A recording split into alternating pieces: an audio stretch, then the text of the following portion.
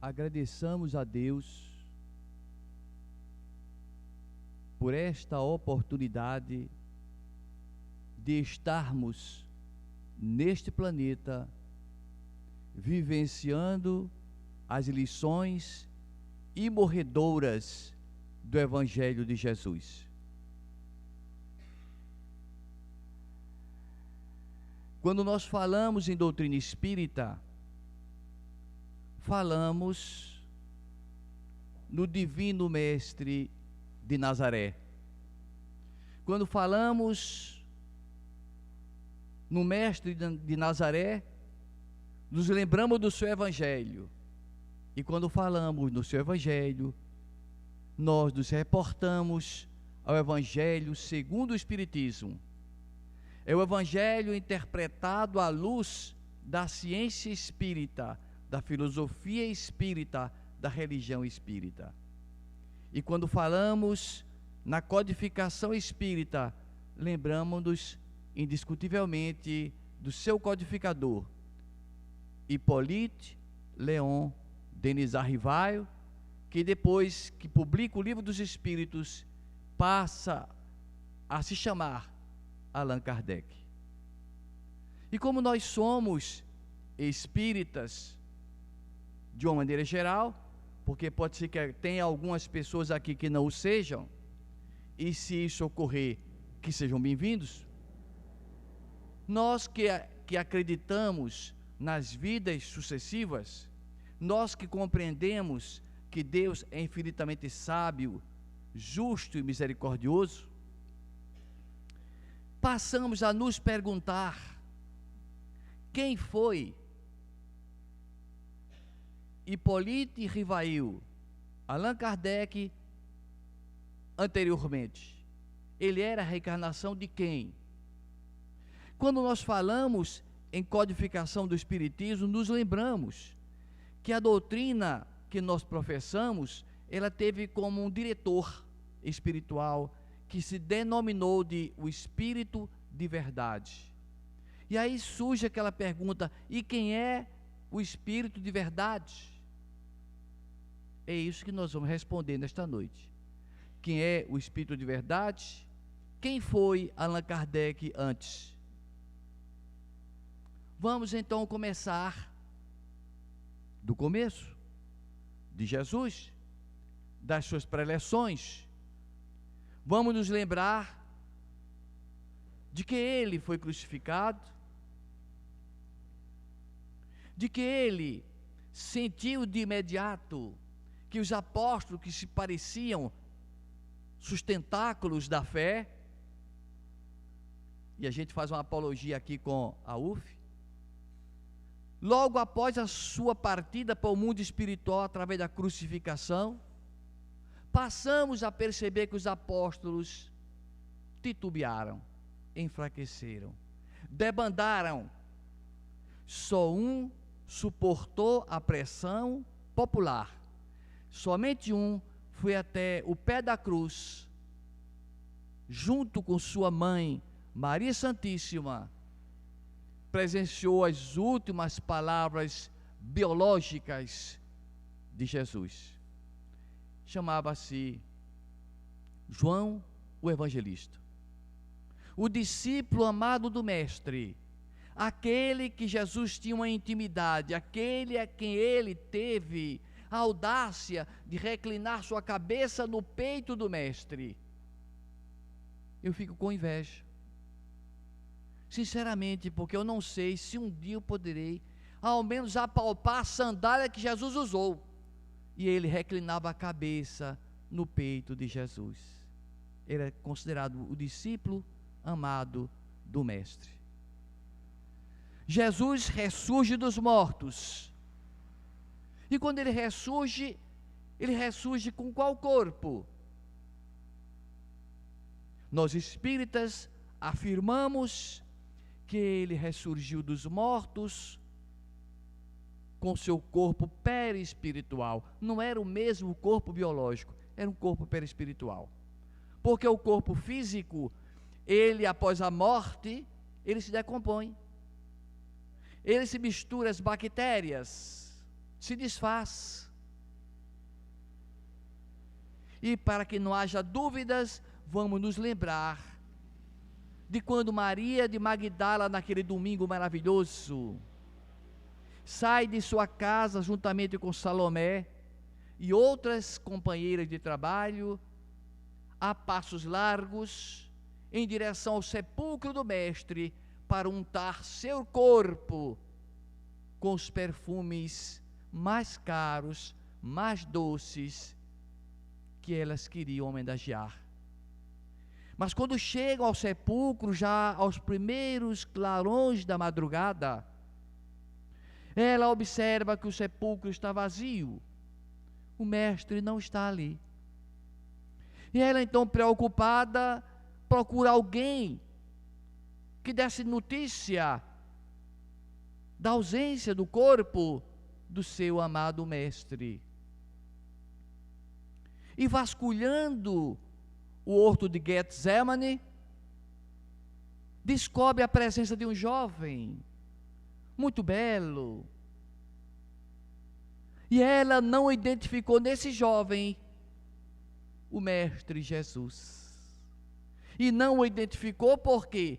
Porque ele não estava com a mesma idade que Jesus foi crucificado. Jesus aparece rejuvenescido, sem nenhuma marca de sangue, nenhuma cicatriz dos chicotes dos romanos. Ela não o reconhece e pergunta-lhe: acaso o senhor é o jardineiro que cuida aqui das plantas do horto? Ele olha para ela e faz aquele ar de sorriso, como quem diz: não está me reconhecendo. Eu estou com um corpo sutilizado, com um corpo eterizado. E pronuncia o nome dela da forma que ele pronunciava quando em vida biológica, e diz: Maria. Ela, ao ouvir seu nome, identifica imediatamente com a sonoridade melodiosa da fala de Jesus. Em lágrimas atira seus pés, tenta abraçá-los, mas Jesus recua um passo e lhe diz a seguinte frase: não me toqueis, porque eu ainda não subi para meu Pai, o vosso Pai. Eu não subi ainda para meu Deus, o vosso Deus. Mas vai e comunica a meus irmãos que eu voltarei a aparecer a eles na Galileia. Eu não sei por que fazem tanta confusão. Eu não sei por que afirmam que Jesus seja Deus. Eu não sei por que confundem as coisas quando ele disse: eu vou para meu Deus, o vosso Deus, meu Pai, o vosso Pai. Avisa meus irmãos. Maria volta, inebriada de felicidade. Comunica aos apóstolos. Eles não deram muito crédito. Jesus, naquela santidade, aparecer a uma ex-pecadora? Sem saberem que Deus não se preocupa com os nossos pecados passados. Quem deve se preocupar com os nossos pecados passados somos nós. Deus não questiona isso. Deus não quer saber o que fizemos. Ele deseja saber o que pretendemos fazer. Isso é que importa. E Jesus volta a aparecer várias vezes, até que ele aparece no mar de Tiberíades, numa madrugada belíssima. É a sua última aparição para os apóstolos. Isso está descrito no Evangelho de João, o evangelista, capítulo 21. E que narra a seguinte cena: Pedro, naquela noite que antecedia essa madrugada do encontro com Jesus, chamou os amigos e disse: vamos pescar. Estamos muito abatidos com a morte do nosso mestre, com a partida do nosso mestre. Vamos pescar. Precisamos desopilar. E eles embarcaram, levaram o barco até alto mar e começaram a lançar a rede para um lado, para o outro, mais uma vez, outra vez, inúmeras vezes, e nenhum peixe vinha nas redes. A noite toda atravessou a madrugada e os primeiros raios de sol anunciava um outro dia. Cansado, disseram: vamos atracar o barco. Hoje não é dia de pesca, não dá para peixe. Quando estava aproximando o barco, notaram a presença de um jovem, cabelos soltos ao vento, mas muito novo, muito belo, à beira do mar de Tiberíades, dizendo: não voltem agora, lancem a rede mais uma vez. Ah, meu amigo, nós já fizemos isso a noite toda. Eu estou pedindo a vocês, lancem mais uma vez. Dessa feita do lado direito, agora, neste momento, façam isso. Eu lhes peço. Quem lançou 200 vezes, lança mais uma. Lançar a rede. Quando lançaram a rede, disse: olha, enganchou em alguma coisa, que alguma coisa era centenas de peixes. Mais de uma centena de peixes. 153 peixes enormes caíram nas malhas da rede, que quase que se arrebentam. E João Evangelista, o discípulo amado, cutucou para Pedro e disse: Pedro, tu está nu, tu estás sem roupa. E aquele que está ali na beira da praia é Jesus o mestre. Eu vou vestir a roupa logo. Vestiu a roupa, pulou na água, saiu nadando para ver de perto o mestre ressurgido dos mortos. Quando chegou diante dele, ficou naquele dilema: será? Está tão novo, não tem marca de cicatriz alguma, mas é ele, pelo olhar é ele, pela energia, pelo amor é ele, mas será mesmo? E teve vergonha de perguntar: o senhor é o senhor? Preferiu não perguntar. Jesus tinha feito um foguinho, tinha assado uns peixes e assado um pão, e partia o pão, partia o peixe e comia com eles. Que materialização maravilhosa! Olha para Pedro e vê nos olhos de Pedro uma fé vacilante. Pedro negara-lhe 3 vezes, dizendo que não o conhecia. E Jesus quis então testá-lo, colocar o dedo na ferida, e disse: Pedro, tu me amas? Ah, mestre, eu te amo, Senhor. Por que tu me perguntas isso? Toma conta das minhas ovelhas. Ficou parado em silêncio. Pedro ficou meio perturbado. Jesus voltou a perguntar: ô Pedro, sim, Senhor, tu me amas verdadeiramente? Mestre, por que tu perguntas? Tu sabes que eu te amo. Por que tu perguntas 2 vezes? Apacenta minhas ovelhas, Pedro. Pedro ficou emocionado, constrangido, lembrou-se das que negou 3 vezes. Jesus volta a olhar para ele, olha nos olhos, e pela 3ª vez pergunta-lhe: Simão, filho de Jonas, tu me amas? E as lágrimas desceram do rosto de Pedro. Tu sabes, mestre, o quanto eu te amo. Eu farei tudo por ti, Senhor. Prepara-te, Pedro, passarás por grandes provações, entregarás teu corpo para que seja vestido ou desnudado, irás sofrer muito. Mas o ser humano é muito curioso. O ser humano não está preocupado consigo, mas com os outros. Mestre, cutuca assim. E quanto a João Evangelista, esse que vai passando aí, o que vai acontecer com ele? Olha a curiosidade, quer saber o que vai acontecer com o outro. Queria fuxicar.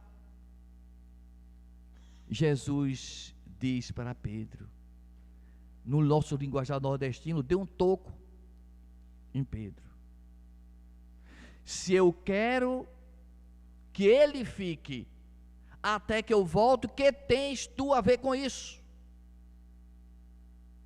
Se eu quero que João Evangelista fique aqui na terra até que eu volte, que tu tens a ver com isso? Quanto a ti, segue-me.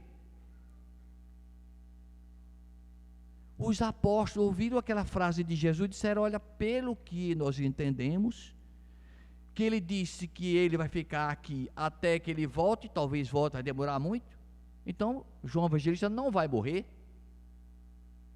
mas ele tinha que morrer, faz parte do processo biológico, era uma afirmativa simbólica de Jesus. Jesus iria voltar quando viesse o Consolador prometido. Aí sim, eu quero que tu fiques aqui até que eu volte. Então era uma promessa de que quando ele voltasse como o Consolador, João Evangelista estaria aqui na terra. Mas quem desnuda essa linguagem, quem interpreta, é Geraldo Lemos.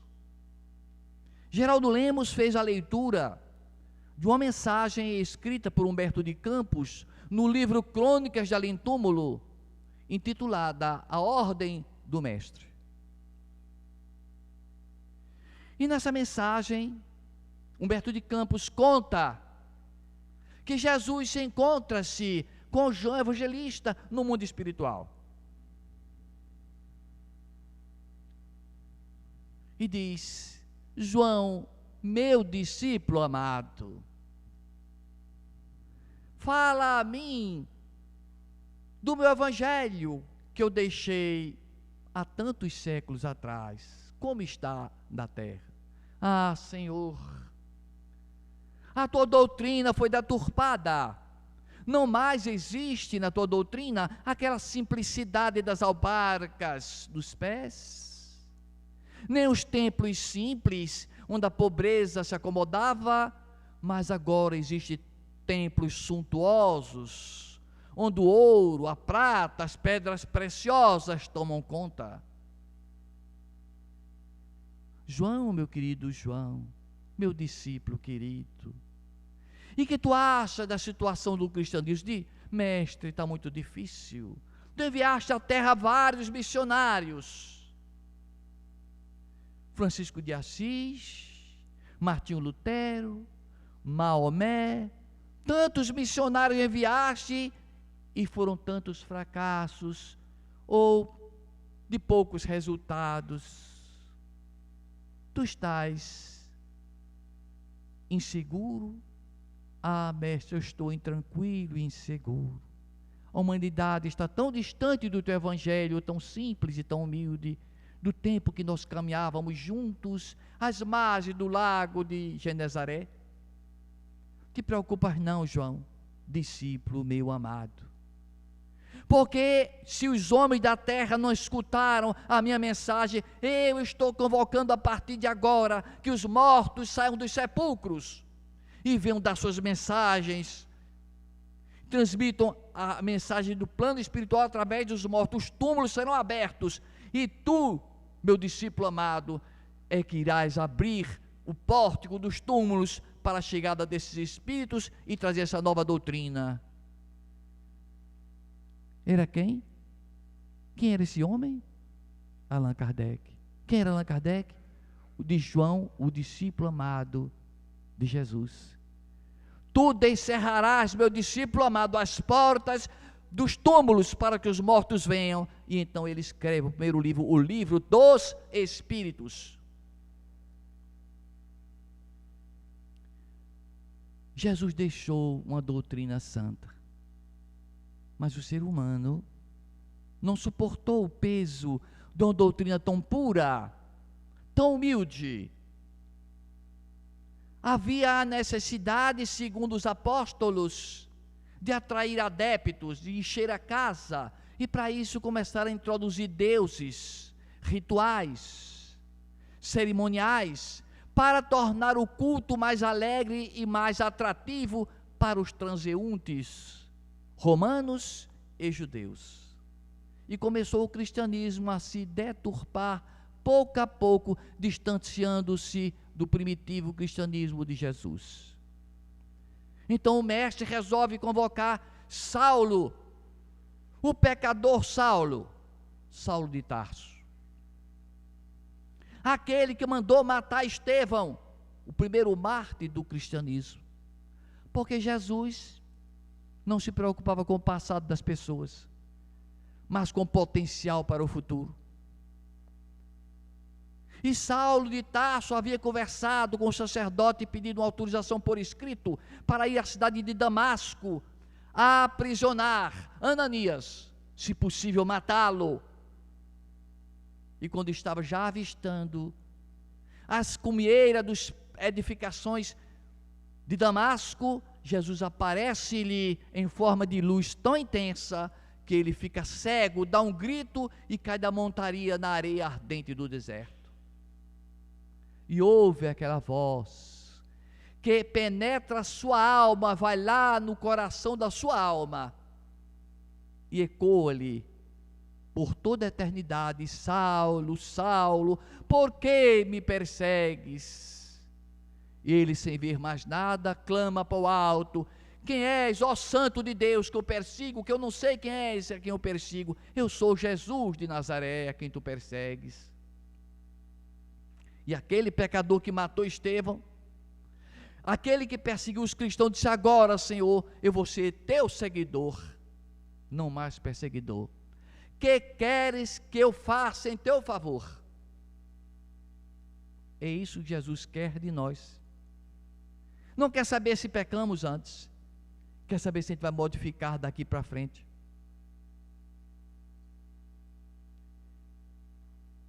E Ananias, a quem ele pretendia matar,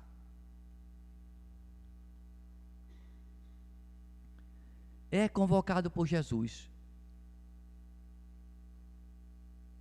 que lhe pede: Ananias, Saulo está cego.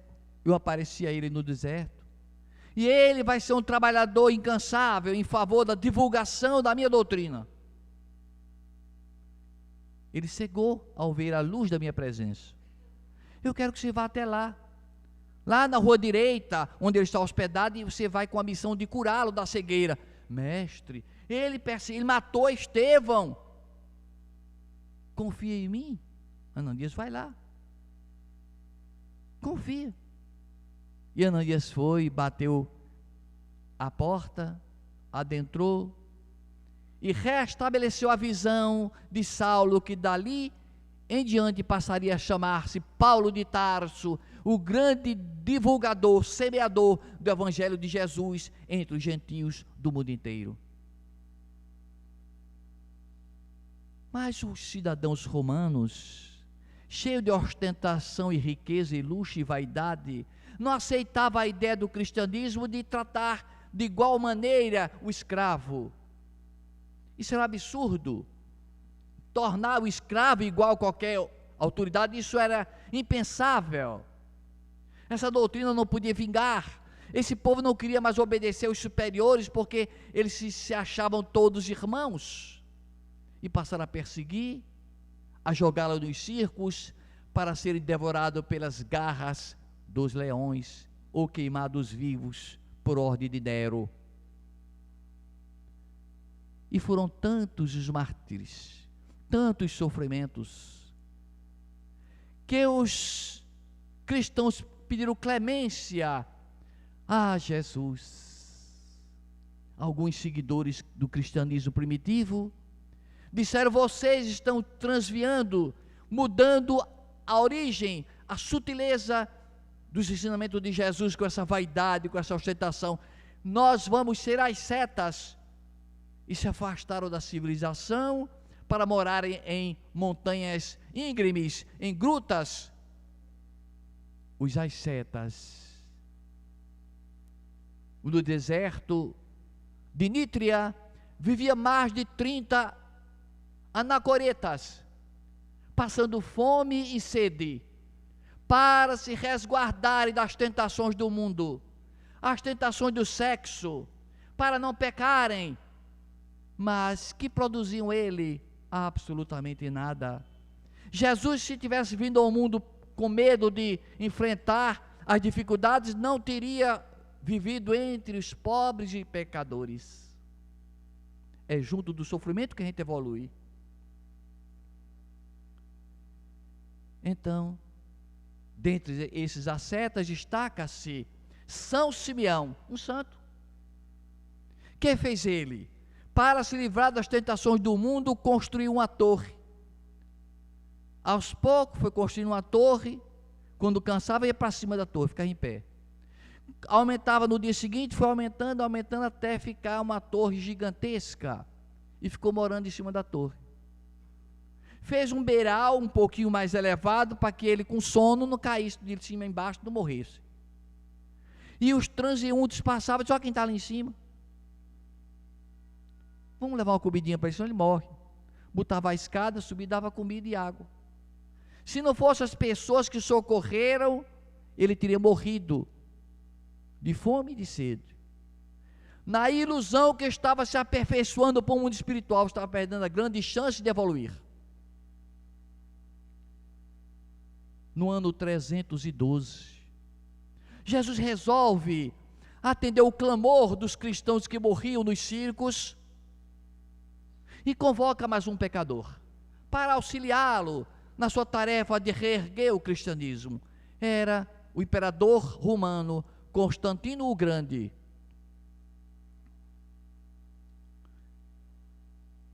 No ano 312, conta-nos o historiador Eusébio de Cesareia, que ele estava na véspera de enfrentar uma grande batalha com Magêncio, que estava do outro lado do rio Tibre, e que esse encontro militar seria mais ou menos ao atravessar a ponte Mílvia.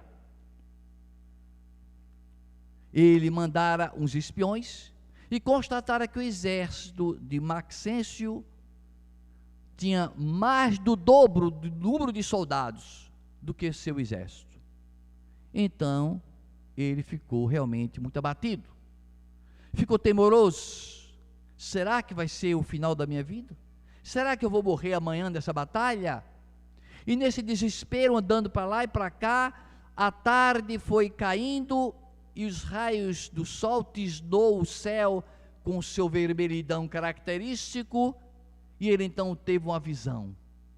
Apareceu-lhe uma grande cruz do firmamento e uma frase: In hoc signus vince, com este símbolo vencerás. Então Jesus queria dizer para ele assim: Constantino, com este sinal da cruz, com o sinal do cristianismo, você seguindo o cristianismo, você se salvará. A sua salvação vai ser cristão, é ser transformar-se em cristão, em cuidar do cristianismo. Era a mensagem de Jesus para ele, mas ele entendeu diferente. Com este símbolo vencerás. Então eu vou vencer a batalha se usar o símbolo da cruz. Chamou os soldados todos e mandou pintar nos escudos e nas bandeiras o símbolo do cristianismo. No dia seguinte ele venceu a batalha. No ano seguinte, no ano 313, Constantino, ele resolve autorizar liberdade religiosa, liberdade de culto religioso. Os cristãos agora não mais seriam presos nem lançados nos circos para serem devorados pelos leões, não mais.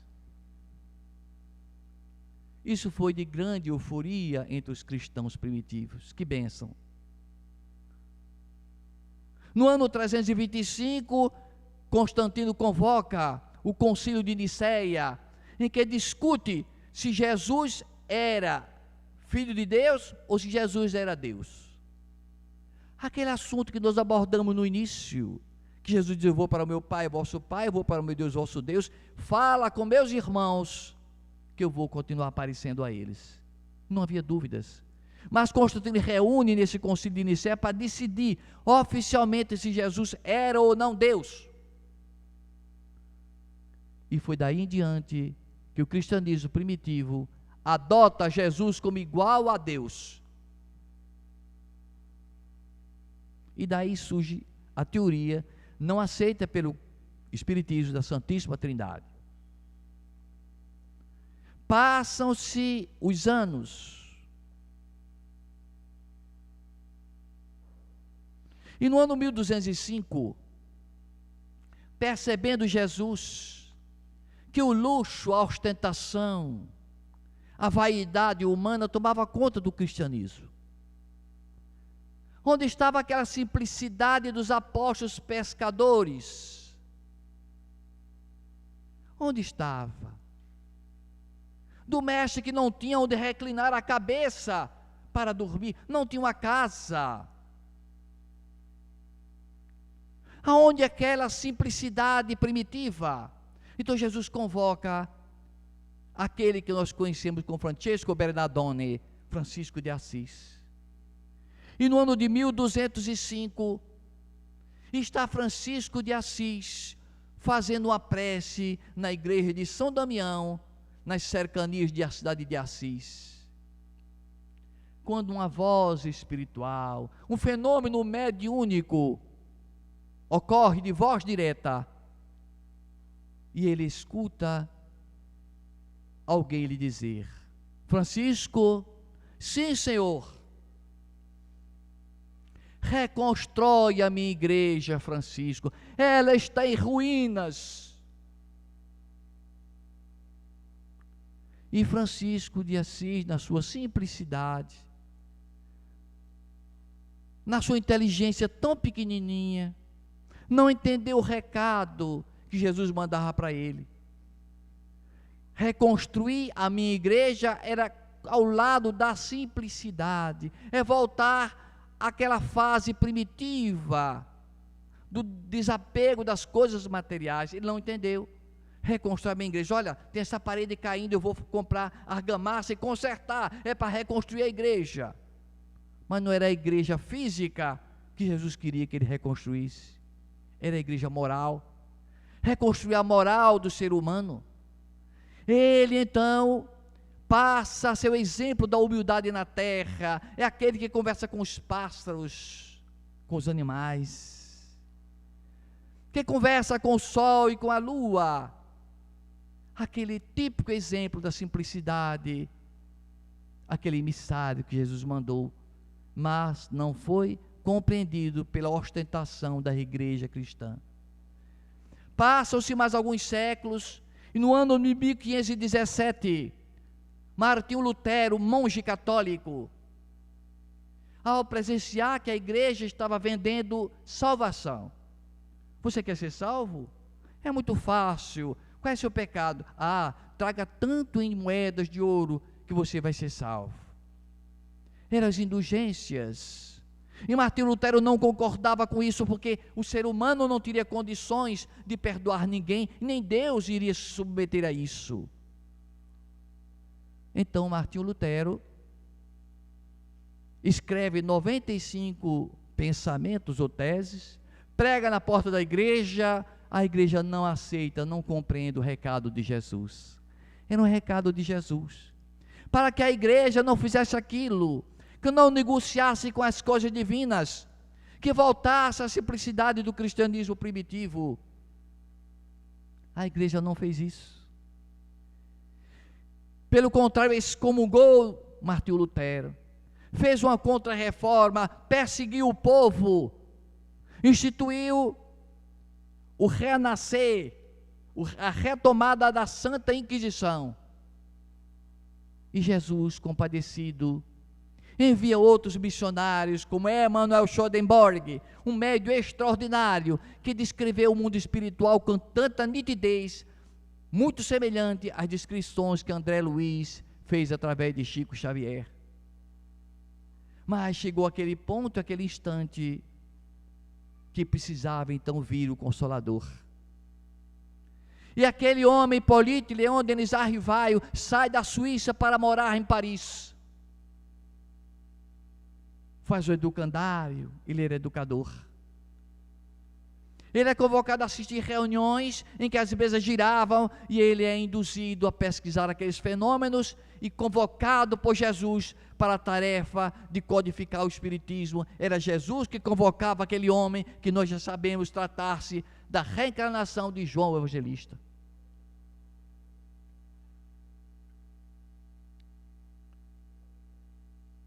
E uma das vezes que ele estava estudando, fazendo o Livro dos Espíritos,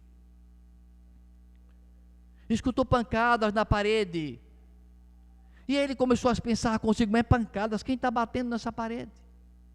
E olhava, e até lá não tinha nada, ninguém, gato, rato, nada. Voltava a escrever, a pancada continuava. No dia seguinte ele foi à reunião mediúnica e lá ele perguntou se alguém podia informar o porquê daquelas pancadas. Essas pancadas foram provocadas por seu espírito familiar. Porque naquela época, a gente chama anjo da guarda, mentor espiritual atualmente, Kardec chamava de espírito familiar.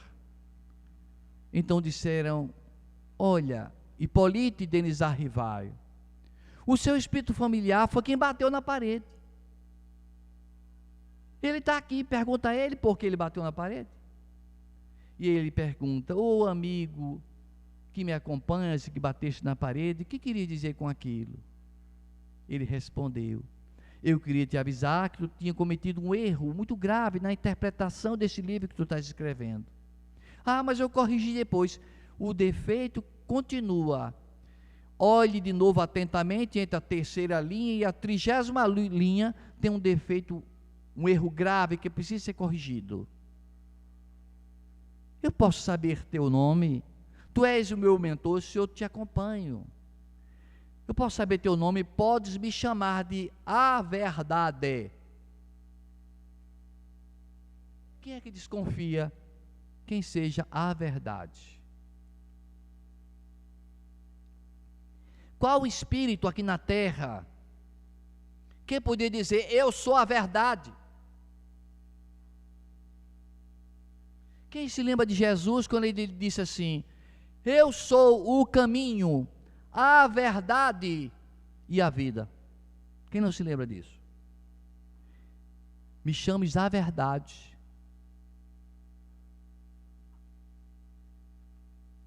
Haroldo Dutra Dias, esse tribuno extraordinário que nós conhecemos, numa de suas conferências, ele disse que estava lendo a Revista Espírita de maio de 1864, quando deparou-se com a mensagem do Espírito de Verdade, que é o Espírito que era o seu Espírito familiar, que era o seu anjo da guarda. E quando ele leu a mensagem, disse para ele mesmo, Haroldo Dutra Dias, o Espírito da Verdade é Jesus. Não resta dúvida. E parece que Kardec viu essa mensagem, achou tão clara, tão nítida, de que o Espírito de Verdade era o próprio Jesus, que preferiu não transcrevê-la no Evangelho segundo o Espiritismo. Que a mensagem começa mais ou menos assim. Antes de dizermos como ela começa, é interessante sabermos que Jesus convoca o codificador Allan Kardec para escrever o Evangelho segundo o Espiritismo que nós conhecemos. Mas era uma tarefa que Jesus considerava de primeira monta, porque se antes ele tinha escrito o Livro dos Espíritos, que era filosofia pura, depois o Livro dos Médiuns, que era ciência, agora ele escreveu o Evangelho segundo o Espiritismo, que era religião maciça, ia mexer no cerne da consciência dos religiosos da época. Era preciso um cuidado especial ao redigir aquele livro. E para isso, os espíritos disseram: Kardec, você é preciso se afastar de Paris, se ausentar de Paris, para que ninguém saiba o que você está escrevendo e para que ninguém atrapalhe o seu raciocínio, porque eu vou estar lhe inspirando. E ele sai de Paris para uma praia onde ele tinha uma casa, em Saint-André, onde ele escreveu o Evangelho segundo o Espiritismo, mas que ele não disse a ninguém que livro estava escrevendo, nem mesmo a sua esposa. Nem ela sabia. Sabia que ele tinha ido para lá numa missão, mas qual missão, que livro estava escrevendo, não sabia.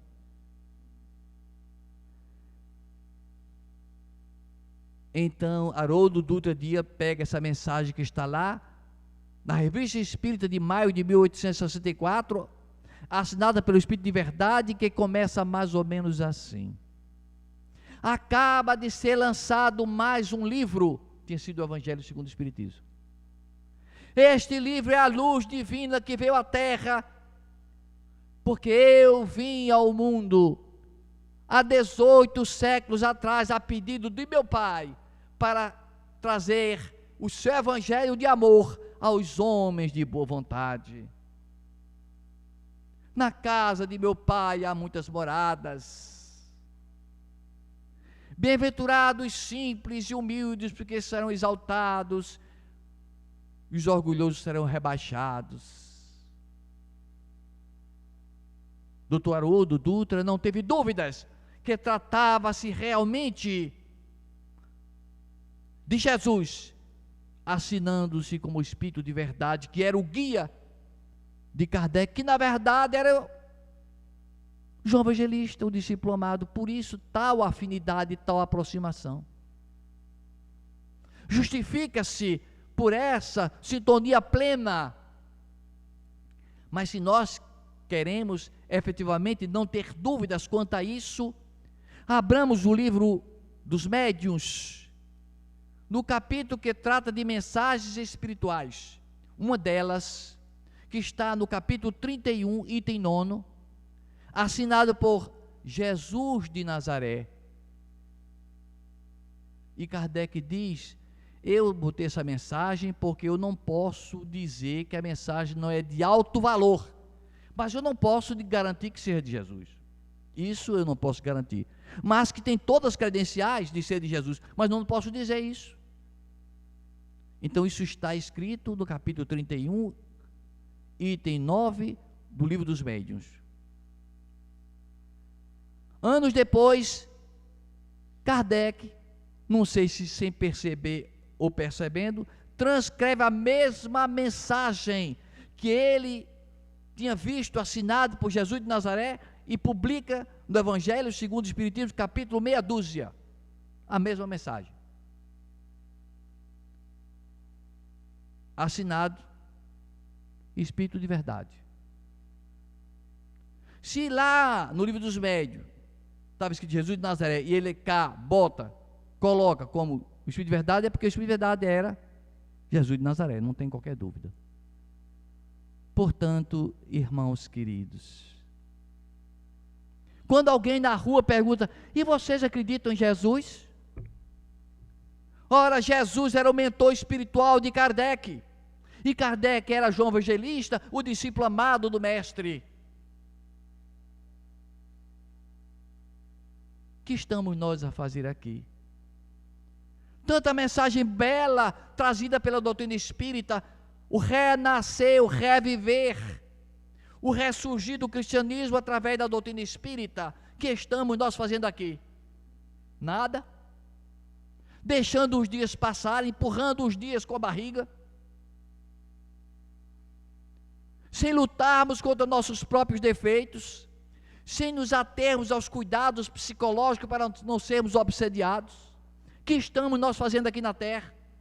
Que bem fizemos até hoje? Que bem poderemos fazer daqui por diante? Que Jesus irá cobrar de nós quando chegarmos do lado de lá? Como é doce essa doutrina, como é doce a mensagem de Jesus, como é doce o Evangelho segundo o Espiritismo, o reencontro nosso com o divino amado Mestre. A minha paz vos deixo, a minha paz vos dou. Não se turbe o vosso coração, não se atemorize, porque eu estarei convosco todos os dias, até a consumação dos séculos. Que assim seja.